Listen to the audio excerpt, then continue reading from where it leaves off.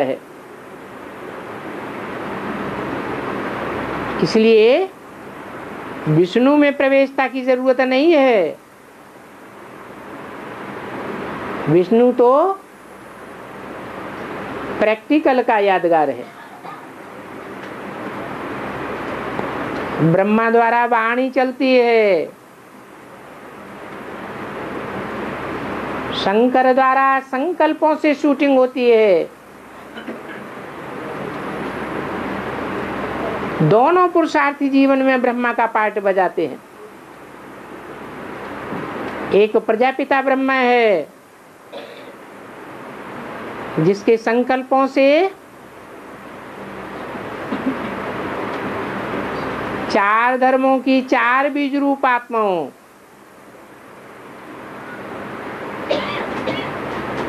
सनत कुमारों की उत्पत्ति होती है।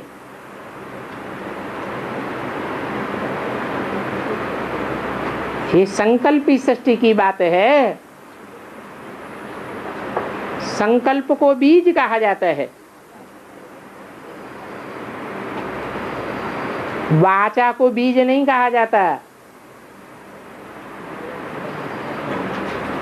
परंतु संकल्प चलाने से भी कुछ ज्यादा है, सिद्धि नहीं मिल जाती है।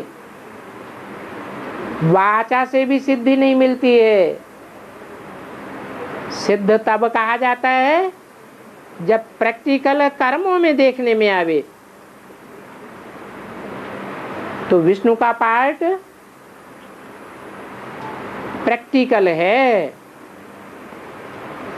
प्रैक्टिकल में जीवन में पवित्रता देखने में आती है।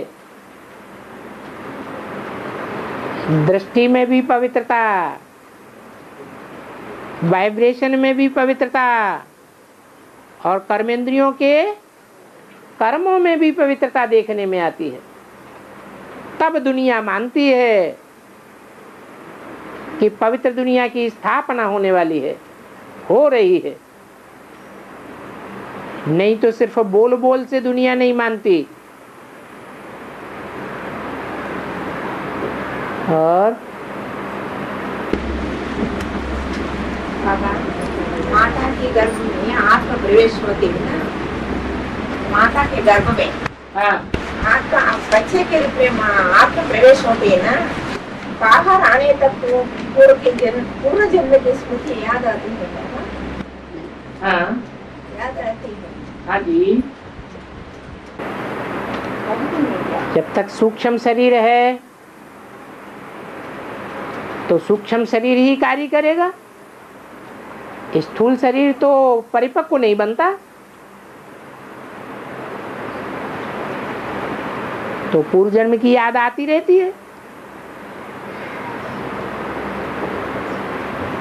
बच्चा जन्म ले लेता है तो भी याद में रहता है। कभी स्वयं ही हंसता है, कभी स्वयं ही रोता है।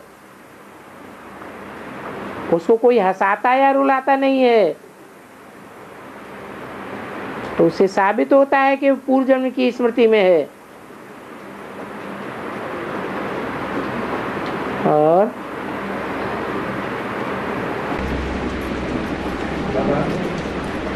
बसर माना क्या है? बसर भूख माने भूसा, बसर माने अनाज। अनाज में ताकत होती है। भूख माने भूसा में कोई ताकत नहीं होती है।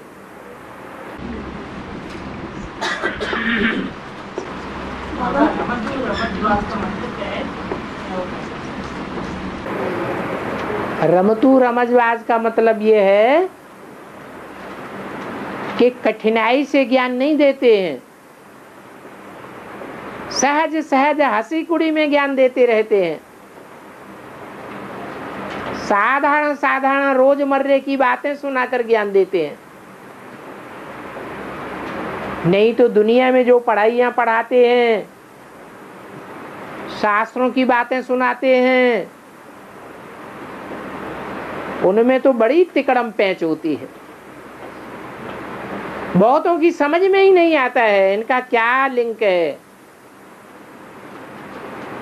और बाप तो जो ज्ञान सुनाते हैं बहुत सहज करके बताते हैं, हंसी कुड़ी में भी समझाते रहते हैं। और